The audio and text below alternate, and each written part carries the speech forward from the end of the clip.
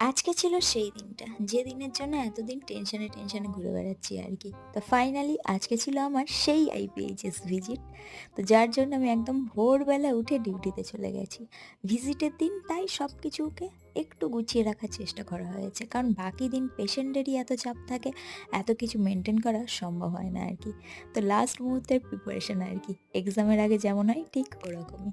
তো অবশেষে ভিজিটাররাও চলে এসছে। আমাদের উপর থেকে ঝড় শুরু হলো আর একের পর এক কোশ্চেন ধেয়ে এলো।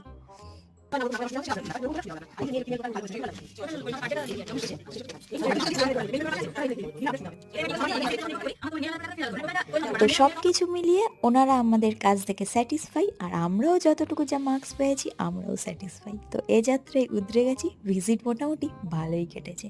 তো বাড়ি ফিরতে ফিরতে অনেকটাই সন্ধে হয়ে গেল আর এসে ব্ল্যাঙ্কেটের মধ্যে ঢুকে ১ কাপ চায়ের কাপ হাতে নিয়ে কি যে শান্তি পেলাম কি বলি।